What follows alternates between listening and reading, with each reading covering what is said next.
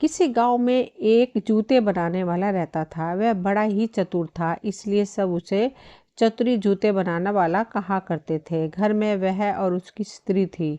उनकी गुजर बसर जैसे तैसे होती थी। इससे वे लोग हैरान रहते थे।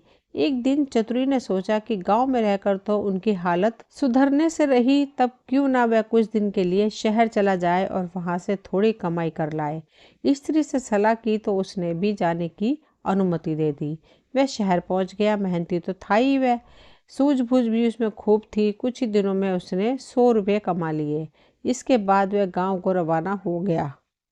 रास्ते में घना जंगल पड़ता था। जंगल में डाकू रहते थे। चतुरी ने मन ही मन कहा कि वह रुपए ले जाएगा तो डाकू छीन लेंगे। उसने उपाय खोजा, एक घोड़ी खरीदी और कुछ रुपए उसकी पूंछ में बांधकर चल दिया। देखते देखते डाकुओं ने उसे घेरा। बोले, बड़ी कमाई करके लाया है। चतुरिया, ला निकाल रुपए। चतुरी ने कहा, रुपए मेरे पास कहाँ हैं, जो थे उससे यह घोड़ी खरीद लाया हूँ। इस घोड़ी की बड़ी करामात है, मुझे ये रोज 50 रुपए देती है। इतना कहकर उसने मारा पूंछ में डंडा कि खन खन करके 50 रुपये निकल पड़े। डाकुओं का सरदार बोला, सुन भाई, यह घोड़ी तुमने कितने में खरीदी है? चतुरी ने कहा, क्यों, उससे तुम्हें क्या? वह बोला, हमें रुपए नहीं चाहिए, यह घोड़ी दे दो। नहीं, चतुरी ने गंभीरता से कहा, मैं ऐसा नहीं कर सकता, मेरी रोजी की आमदनी बंद हो जाएगी। सरदार बोला, ये लो घोड़ी के लिए 100 रुपये। चतुरी ने और आग्रह करना ठीक नहीं समझा। रुपए लेकर घोड़ी उन्हें दे दी और गांव की ओर चल पड़ा। घर आकर सारा किस्सा अपनी स्त्री को सुना दिया। उसने कहा, हो ना हो 2-4 दिन में डाकू यहाँ आए बिना नहीं रहेंगे, हमें तैयार रहना चाहिए। अगले दिन वह खरगोश के 2 एक से बच्चे ले आया। एक एक उसने स्त्री को दिया। बोला, मैं रात को बाहर की कोठरी में बैठ जाया करूँगा। जैसे ही डाकू आए, इस खरगोश के बच्चों को यह कहकर छोड़ देना कि जा चतुरी को बुला ला, आगे मैं संभाल लूंगा। डाकुओं का सरदार घोड़ी को लेकर अपने घर आया और रात को आंगन में खड़ा करके पूंछ में डंडा मारा और बोला, ला रुपए। रुपए कहाँ से आते? उसने कस कस कर कई डंडे पहले तो पूंछ में मारे, फिर कमर में। घोड़ी ने लीद कर दी पर रुपए नहीं दिए। सरदार समझ गया कि चतुरी ने बदमाशी की है, पर उसने अपने साथियों से कुछ भी नहीं कहा। घोड़ी दूसरे के यहाँ गई, तीसरे के यहाँ गई। उसकी खूब मरम्मत हुई, पर रुपए बेचारी कहाँ से देती। चतुरी ने उन्हें मूर्ख बना दिया, लेकिन इस बात को अपने साथी से कहे तो कैसे? उसकी हंसाई जो होगी। आखिर 5वें डाकू के यहाँ जाकर घोड़ी ने दम तोड़ दिया। तब भेद खुला। फिर सारे डाकू मिलकर एक रात को चतुरी के घर पहुंच गए। दरवाज़ा खटक खटाया। चतुरी की घरवाली ने खोल दिया। सरदार ने पूछा, कहाँ है चतुरी का बच्चा? स्त्री बोली, वह खेत पर गए हैं, आप लोग बैठो, मैं अभी बुला देती हूँ। इतना कहकर उसने खरगोश के बच्चे को हाथ में लेकर दरवाजे के बाहर छोड़ दिया और बोली, जा रे चतुरी को फौरन बुला ला। क्षण भर बाद ही डाकू ने देखा कि चतुरी खरगोश के बच्चे को हाथ में लिए चला आ रहा है। आते ही बोला, आप लोगों ने मुझे बुलाया? इसके पहुंचते ही मैं चला आया। वहाँ रे खरगोश। डाकू गुस्से में भरकर आए थे, पर खरगोश को देखते ही उनका गुस्सा काफूर हो गया। सरदार ने अचरज में भरकर पूछा, ये तुम्हारे पास पहुंचा कैसे? चतुरी बोला, यही तो उसकी तारीफ है, मैं 7वें आसमान पर हूँ तो वहाँ से भी बुला ला सकता है। सरदार ने कहा, चतुरी यह खरगोश हमें दे दे, हम लोग इधर उधर घूमते रहते हैं और हमारी घरवाली परेशान रहती है, वह इसे भेजकर हमें बुलवा लिया करेगी। दूसरा डाकू बोला, तूने हमारे साथ बड़ा धोखा किया है, रुपये ले लिए और ऐसी घोड़ी दे दी कि जिसने एक पैसा भी नहीं दिया और मर गई। खैर, जो हुआ सो हुआ, अब यह खरगोश दे। चतुरी ने बहुत मना किया तो सरदार ने 100 रुपये निकाले और बोला, यह ले, ला दे खरगोश को। चतुरी ने रुपए ले लिए और खरगोश दे दिया। डाकू चले गए। चतुरी ने आगे के लिए फिर एक चाल सोची। उधर डाकू के सरदार ने खरगोश को घर ले जाकर अपनी स्त्री को दिया और उससे कह दिया कि जब खाना तैयार हो जाए तो इसे भेज देना, और वह बाहर चला गया। दोस्तों के बीच बैठा।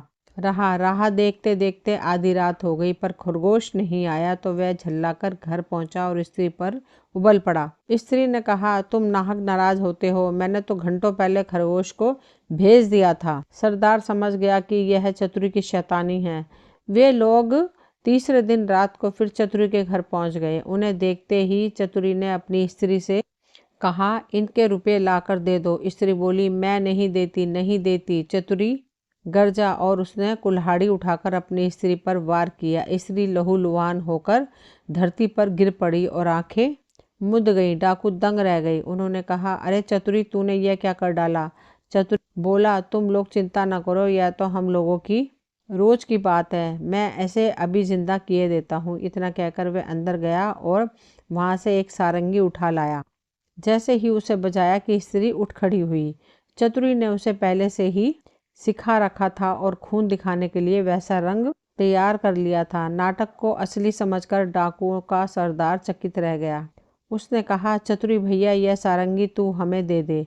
चतुरी ने बहुत आनाकानी की तो सारंगी लेकर वे चले गए। घर पहुंचते ही सरदार ने स्त्री को फटकारा और स्त्री कुछ तेज हो गई तो उसने आप देखा न ताब कुल्हाड़ी लेकर गर्दन अलग कर दी। फिर सारंगी लेकर बैठ गया। बजाते बजाते सारंगी के तार टूट गए, लेकिन स्त्री ने आंखें नहीं खोली। सरदार अपनी मूर्खता पर सिर धुनकर रह गया। वह अपनी बेवकूफ की बात उसने किसी को नहीं बताई और एक के बाद एक सारी स्त्रियों के सिर कट गए।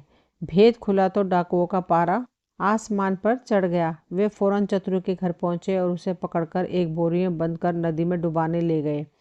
रात भर चलकर सवेरे वे एक मंदिर पर पहुंचे। थोड़ी दूर पर नदी थी। उन्होंने बोरी को मंदिर पर रख दिया और सब चले गए। उनके जाते ही चतुरी चिल्लाया, मुझे नहीं करनी, मुझे नहीं करनी।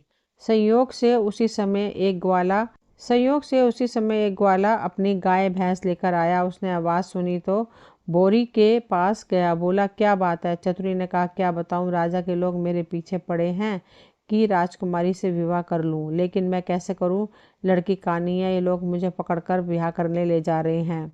ग्वाला बोला, भैया ब्याह नहीं होता, मैं इसके लिए तैयार हूँ। इतना कहकर ग्वाले ने झटपट बोरी को खोलकर चतुरी को बाहर निकाल दिया और स्वयं बंद हो गया। चतुरी उसकी गाय भैंस लेकर 9-2-11 हो गया।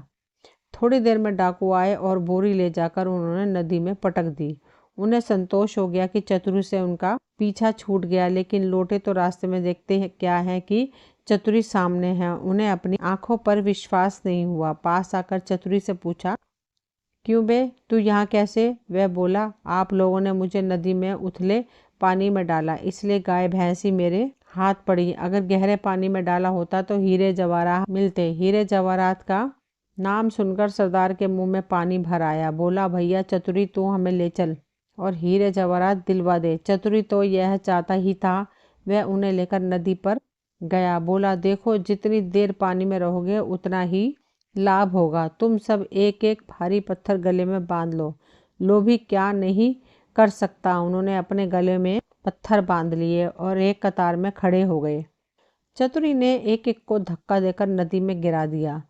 सारे डाकुओं से हमेशा के लिए छुटकारा पाकर चतुरी चमार गाय भैंस लेकर खुशी खुशी घर लौटा और अपनी स्त्री के साथ आनंद से रहने लगा। दोस्तों, ये कहानी यहीं तक थी। मुझे उम्मीद है आप सभी को पसंद आई होगी। अगर पसंद आई हो तो प्लीज़ चैनल को सब्सक्राइब करें, वीडियो को लाइक शेयर करें। मिलती हूँ अगली वीडियो में, तब तक के लिए थैंक यू।